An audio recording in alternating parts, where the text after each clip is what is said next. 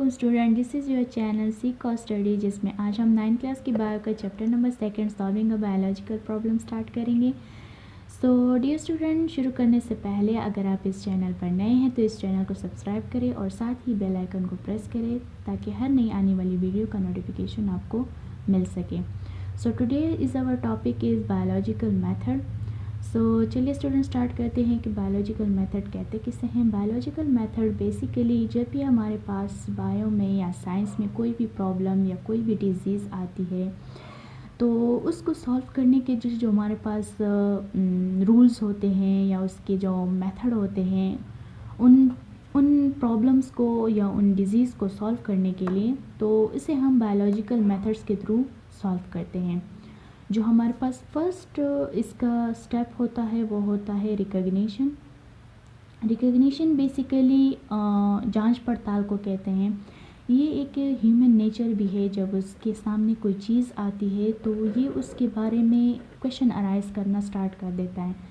यानी अगर कोई बीमारी है तो ये बीमारी किस तरह है और ये बीमारी किस चीज़ से हुई है, यानी उसके जहन में क्वेश्चन अराइज होना स्टार्ट हो जाते हैं, यानी उसके बारे में वो क्वेश्चन बनाना स्टार्ट करता है और फिर on the basis of questions वो जो है ऑब्ज़र्व करता है। तो जो हमारे पास सेकंड स्टेप होता है वो होता है हमारे पास ऑब्जर्वेशन।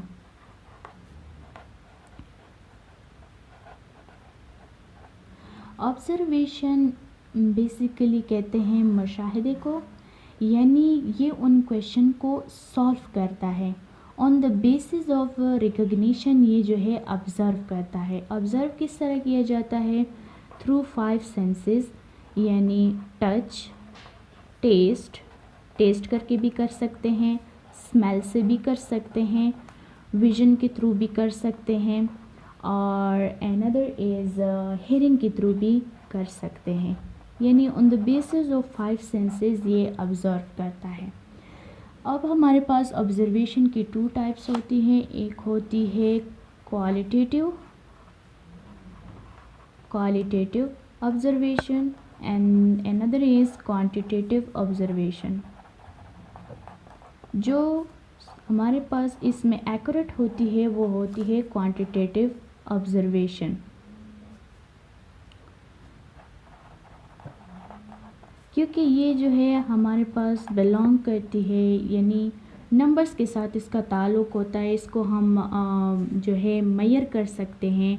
इसमें आ जाती है टेम्परेचर, आ जाता है उसका लेंथ, आ जाता है। तो ये जो हमारे पास जो एक्यूरेट होती है वो होती है quantitative observation. The next one step is hypothesis. So जो हमारे पास हाइपोथेसिस बनती है वो on the basis of observation बनती है। ये हमारे पास इसका थर्ड स्टेप है हाइपोथेसिस।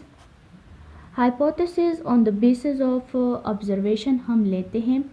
हाइपोथेसिस एक जनरल स्टेटमेंट होती है, एक टेंटेटिव आंसर होता है, यानी इसको जुटलाया भी जा सकता है। और साइंटिस्ट अगर डेटा कलेक्ट करते हैं तो हाइपोथेसिस को वो कोशिश करते हैं कि वो उस हाइपोथेसिस को जितना हो सके उसको जुटलाए, यानी उसको ख़त्म करें।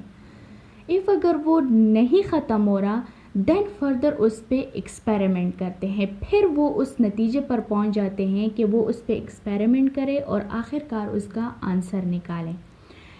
इस हाइपोथेसिस के बाद एक अनदर स्टेप होता है हमारे पास, which one is deduction. Deduction में हम क्या करते हैं, एक लॉजिकल कंसीक्वेंस लेते हैं। लाइक अगर हम कहते हैं कि अगर आपको बुखार है और बुखार के साथ आपको वोमिटिंग भी हो रही है तो इसका मतलब है कि आपको मलेरिया है। इसको इस तरह भी आप समझ सकते हैं कि अगर डिडक्शन में हम ये करते हैं, if all birds have wings, अगर देखें, if all birds have wings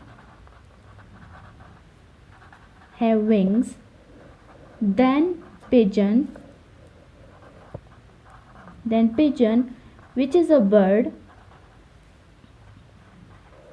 also have wings.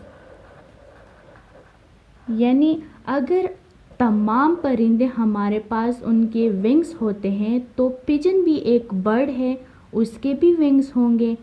यानी अगर ये चीज़ इस तरह है तो उसे उस हाइपोथेसिस पे हम एक्सपेरिमेंट जो है परफॉर्म करते हैं। So the next one step is experiment, जो कि हमारे पास फिफ्थ स्टेप होता है इसका, एक्सपेरिमेंट।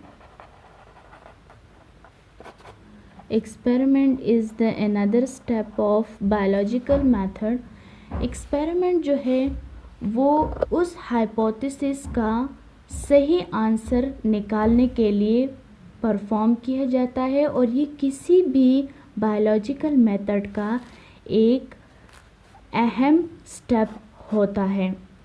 इस एक्सपेरिमेंट के थ्रू हम एक सही और पॉसिबल डेटा निकालते हैं और इसी एक्सपेरिमेंट पर वो हाइपोथेसिस सही साबित भी हो सकती है, गलत भी हो सकती है, या जो इस एक्सपेरिमेंट का आंसर आया है वो बिल्कुल डिफरेंट भी हो सकता है उस हाइपोथेसिस पे। इफ़ अगर डिफरेंट आ गया तो वो हाइपोथेसिस मतलब कि वो हाइपोथेसिस रिजेक्ट हो गई, वो गलत है हमारे पास। यानी एक्सपेरिमेंट फर्दर उस हाइपोथेसिस को आगे लेके जाता है। अब जब एक्सपेरिमेंट हो चुका है देन जो नेक्स्ट स्टेप होता है हमारे पास वो होता है कंक्लूजन का। इस कंक्लूजन में हम क्या करते हैं कि हम उस डेटा को, जो भी डेटा हमने एक्सपेरिमेंट में डिफरेंट एक्सपेरिमेंट्स करके कलेक्ट किया होता है, उनको हम समराइज़ करते हैं। Collect the data and summarise it. Summarise it, उसको हम देखते हैं, उस एक्सपेरिमेंट्स को एक साथ देखते हैं, फाइनल रिजल्ट्स उसके निकाल लेते हैं। एंड द नेक्स्ट स्टेप जो हमारे पास सेवन स्टेप होता है वो होता है रिपोर्टिंग का। ये जो रिपोर्टिंग का जो स्टेप है ये जो है ये बायोलॉजिकल मेथड का लास्ट स्टेप होता है। इस स्टेप में साइंटिस्ट क्या करते हैं कि जो एक्सपेरिमेंट से उन्होंने कंक्लूजन निकाल लिया, यानी जो समराइज डेटा था उसको रिपोर्ट करते हैं, टेक्स्ट फॉर्म में लाते हैं, उन्हें बुक्स में ले आते हैं ताकि उस पर फर्दर काम हो सके। इफ़ अगर काम नहीं हो रहा और वो एक थ्योरी बन चुकी है एक्सपेरिमेंट के बाद, तो उसे लॉ में कन्वर्ट करें।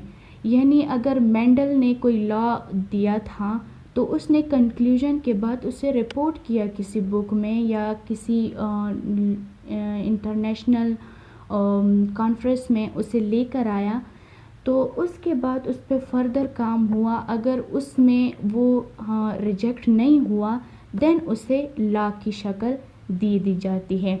तो जो लास्ट स्टेप हमारे पास होता है वो होता है रिपोर्टिंग का, और यहाँ पर जो बायोलॉजिकल मेथड है वो फिनिश हो जाता है, यानी कोई भी हमारे पास लॉ हो वो आ जाती है। डियर स्टूडेंट, बायो में ज़्यादातर हमारे पास होते हैं थ्योरी। डियर स्टूडेंट, बायो में हमारे पास ज़्यादातर जो होता है वो थ्योरीज होती है, क्योंकि बायो में हम नेचर के बारे में स्टडी करते हैं, तो नेचर में डे बाय डे जो है उस चीज़ों में चेंजेस आती रहती हैं। तो ज़्यादातर जो होती है वो हमारे पास थ्योरी होती है, और वो थ्योरी जो होती है वो फुली एक्यूरेट नहीं होती है, उस पर बाकी काम किया जा सकता है।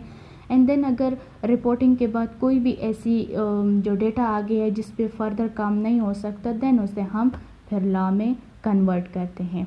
सो दैट्स इट, ये हमारे पास कुछ स्टेप्स थे बायोलॉजिकल मेथड के।